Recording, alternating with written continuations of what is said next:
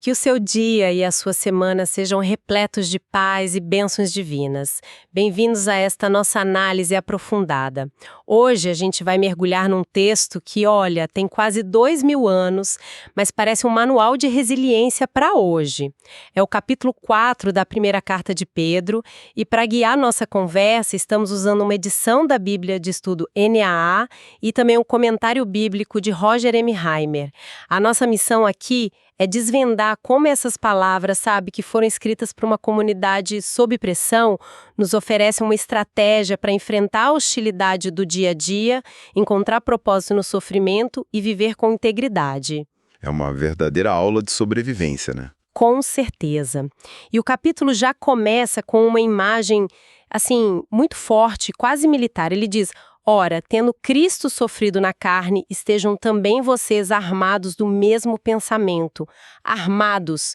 Isso não é só ter uma atitude positiva, né? Não mesmo. Você pegou o ponto certinho. Essa escolha de palavras não é por acaso. O termo grego original é oplissaste.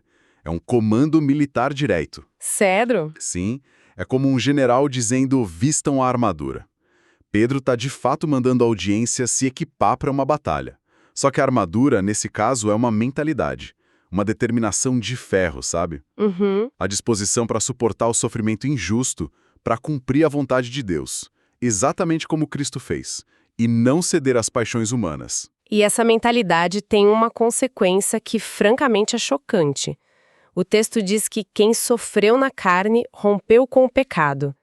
Nossa, isso é uma afirmação muito radical. É radical e é bem fácil de interpretar errado. Não quer dizer que um cristão que sofre nunca mais vai pecar, não é isso? Certo. A chave está na palavra romper.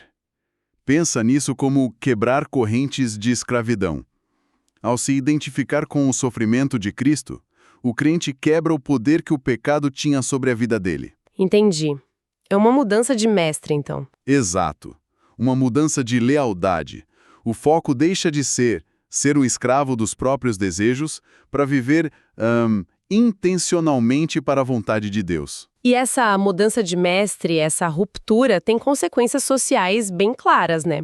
Pedro lista os comportamentos do passado, práticas libertinas, desejos carnais, bebedeiras. E aí diz que os antigos companheiros estranham. Sim. E por que estranham, eles falam mal. É interessante essa palavra, estranham. É muito reveladora. A palavra grega aqui é xenizontai, que vem da raiz xenos. Xenos. É, a mesma raiz de onde a gente tira palavras como xenofobia. Nossa, então não é só uma confusão. De jeito nenhum. Tem um sentido de ver os cristãos como estrangeiros, como outros, alguém que não pertence mais ao grupo. A vida nova deles vira um tipo de julgamento silencioso sobre a vida antiga, e isso gera hostilidade. Eles não são mais um de nós. E essa alienação é o primeiro custo real da fé. Uau! Exatamente. E isso nos leva a uma das passagens mais enigmáticas de toda a carta, no versículo 6. Pois para este fim o evangelho foi pregado também a mortos. Essa frase já gerou debates infindáveis. O que as nossas fontes dizem sobre isso? Essa passagem exige cuidado. O comentário aponta que a interpretação mais sólida e que é consistente com o resto da Bíblia é que mortos aqui se refere a pessoas que ouviram o evangelho enquanto estavam vivas, acreditaram e depois morreram fisicamente. Ah, então a pregação foi em vida. Isso, a pregação aconteceu enquanto estavam vivos. O versículo estaria, então, tranquilizando os leitores, dizendo que esses crentes que já faleceram, embora tenham sido julgados na carne, ou seja, passaram pela morte física, agora eles vivem em espírito, segundo Deus. Então não se trata de uma pregação no mundo dos mortos, uma segunda chance. Exato. Essa ideia de uma segunda chance depois da morte não encontra apoio em outros lugares da Bíblia, da teologia, e entra em conflito com doutrinas centrais. A primeira interpretação se alinha muito melhor com a preocupação de Pedro, que era acalmar a audiência dele. Certo, tranquilizar. Isso, dizer que os irmãos e irmãs que já morreram não perderam a salvação. Eles estão seguros com Deus, vivendo no Espírito.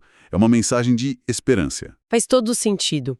Então, depois de estabelecer essa mentalidade e esclarecer essa questão, Pedro parece mudar de marcha. Ele diz: O fim de todas as coisas está próximo.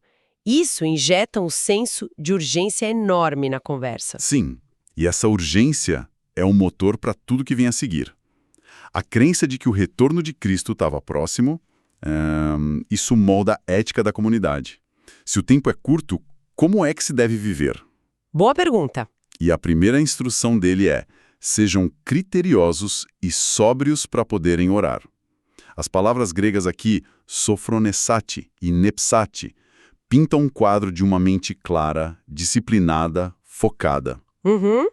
Em tempos de caos, a última coisa que se pode ter é pânico, né?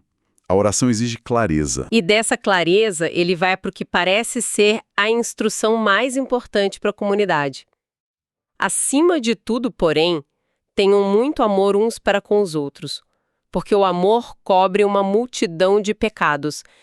Essa ideia de cobrir pecados pode ser mal interpretada, né? É um ponto crucial.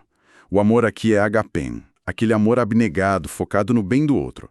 A frase cobre uma multidão de pecados não é uma licença para errar. Certo. Não é para ignorar os problemas. Pelo contrário, é uma estratégia de sobrevivência.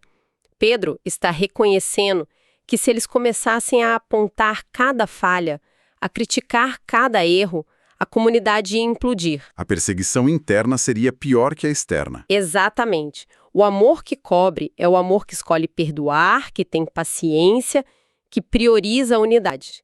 É a cola que mantém todo mundo junto. E esse amor prático se estende a ações bem concretas. Ele fala de hospitalidade e do uso dos dons, certo? Exato. Não é uma teoria abstrata. A hospitalidade, que em grego é philoxenoi, significa literalmente amor aos estranhos. Amor aos estranhos? Era uma função vital. Era a rede de segurança para missionários, para crentes expulsos de suas casas. E ele diz para fazerem isso sem resmungar, reconhecendo que podia ser um fardo. Uhum. E os dons, os charismata, são descritos como variados. Não são para exibição pessoal, para criar hierarquia. São ferramentas para servir uns aos outros. Cada pessoa é um administrador, um oikonomos da graça de Deus. Sinto que agora a gente cobriu o manual de operações interno da comunidade. A mentalidade, a urgência, o amor prático, mas Pedro sabe que o problema central, o sofrimento, ainda está lá fora, e ele volta a esse tema no final. E é o clímax do argumento dele. Ele diz: amados, não estranhem o fogo que surge no meio de vocês, destinado a pô-los à prova. O fogo. A palavra grega é pairoses, uma provação ardente. E o fascinante é que ele usa a mesma raiz de antes para estranhar, xeniseste. Ele está dizendo: não tratem isso como algo estranho ou como um acidente. Entendi. Sofrer pela fé não é um sinal de que algo deu errado. Exatamente. É uma parte esperada da jornada. É um teste que refina, como o fogo purifica o ouro. Certo, mas agora vem a parte que é difícil de engolir. Ele não diz só para suportar, ele diz para se alegrarem por serem coparticipantes dos sofrimentos de Cristo. Isso só quase masoquista? Como encontrar alegria em ser perseguido? Essa é a pergunta fundamental. E a resposta de Pedro é profunda. Não se trata de ter prazer na dor. A alegria não vem do sofrimento, mas da comunhão que o sofrimento cria. A palavra é koinonate. Koinonate. Significa partilhar, ter parte em algo. O sofrimento vira a prova tangível da identidade e do alinhamento deles com Cristo. É um sinal de que eles pertencem tão intimamente à causa que partilham do destino dele. E é por isso que eles os chama de bem-aventurados. Por isso mesmo. É uma honra, um privilégio, porque, segundo ele, o Espírito da Glória, que é o Espírito de Deus, repousa sobre vocês. É como se a presença de Deus se manifestasse de forma especial nesses momentos. Ele tem o cuidado de traçar uma linha bem clara, no entanto. Essa celebração de sofrimento não vale para qualquer tipo de dor, né? É essencial. Ele diz que ninguém deve sofrer como assassino, ou ladrão, ou malfeitor. O sofrimento que traz honra é a perseguição injusta por causa da lealdade a Cristo, não a consequência de más ações. A conduta do crente tem que ser irrepreensível. Isso.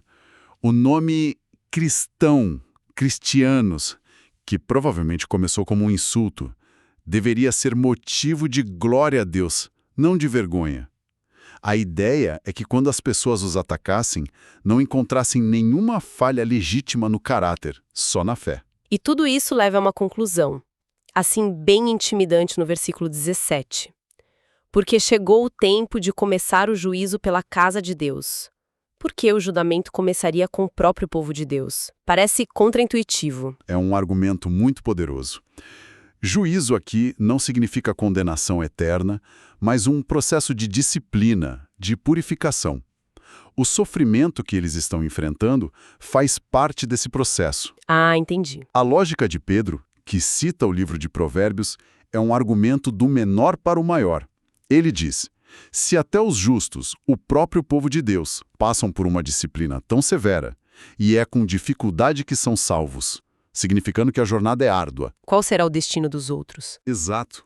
Qual será o destino daqueles que rejeitam ativamente a mensagem de Deus? Não é para fazê-los duvidar da salvação, mas para sublinhar a seriedade da vocação deles e a necessidade de perseverança. Então, para terminar, o conselho final de Pedro é que aqueles que sofrem segundo a vontade de Deus devem entregar suas almas ao Criador fiel e continuar a praticar o bem. É uma mensagem de confiança e perseverança ativas. É a conclusão perfeita. Une fé e ação. A resposta não é retaliação nem se esconder. É uma entrega dupla. Entregar a alma em confiança a Deus, que não é só um Criador todo-poderoso, mas um Criador fiel que cumpre suas promessas. E, ao mesmo tempo, continuar ativamente a fazer o bem. A fé deles não é passiva. De forma alguma. E isso nos deixa com uma reflexão final, né? Num mundo que valoriza tanto o conforto, a segurança, a ausência de dor, como é que essa perspectiva de encontrar propósito, identidade e até bênção no meio do sofrimento desafia as nossas noções modernas do que é uma vida boa? Uma pergunta poderosa para refletirmos. Deus abençoe todos os ouvintes